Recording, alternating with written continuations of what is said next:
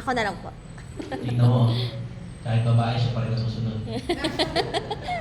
Nagklase na nga kami ng streaking marriage, dapat di ba ladies first, pero lagi silang nasusunod.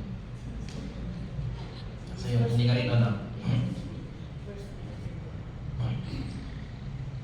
December 10, 2009. Yung po yan mo, 12. Yung 9 na lang. Ikaw is 12. Sorry. Joke lang yun. December 10, 2012. Tanda-tanda ko pa yan is sobrang ano ko pa hindi ko naman first time pero lagi akong kabado tuwing nagle-labor to kasi tagal eh. Kabado na nga ako sa kanya, kabado pa ako sa bayan eh. Napakalaking blessing nung time na yon na dumating si Cyril sa amin.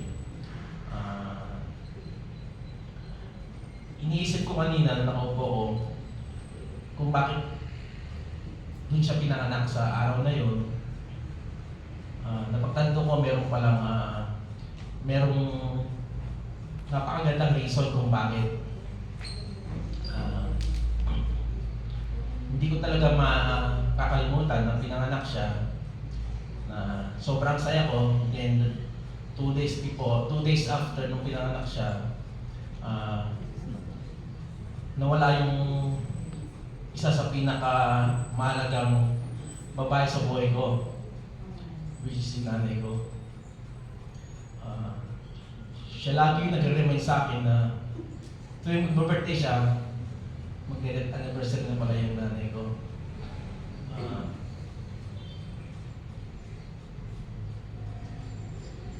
Nung namatay kasi yung nanay ko is dapat sobrang sakit dapat yun eh. Pero dahil nung dumating siya, nalesen yung sakit kasi kailangan mo maging strong kasi ang bata pa nito eh. Ang bata niya pa tapos nawala yung lola niya, hindi siya nakita. Pero thankful ako kasi andito siya. Sa di na ako alam, konti lang po yun ako, 5 lang po sila eh. Yung pagmamahal ko sa kanila, hindi po sila nakahati. Buong-buong po yun, lahat sa kanila. 100%.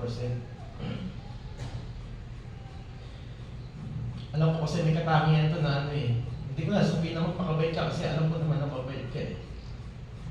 Ang payo ko lang na lang sa'yo is hanggat nandito ka na wala ka pa sa tamang edad, nandito ko para i-guide ka. Then, kapag dumating na yung time na kaya mo na,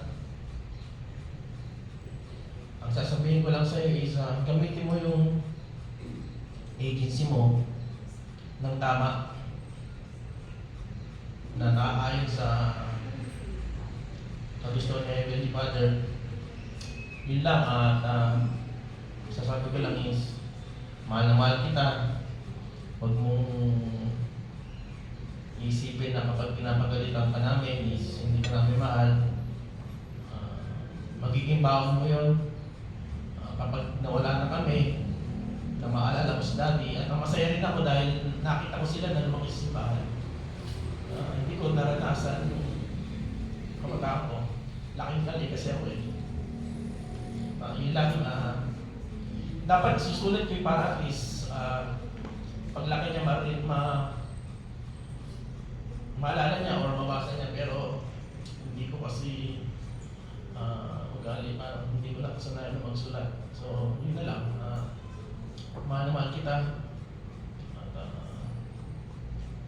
yun lang.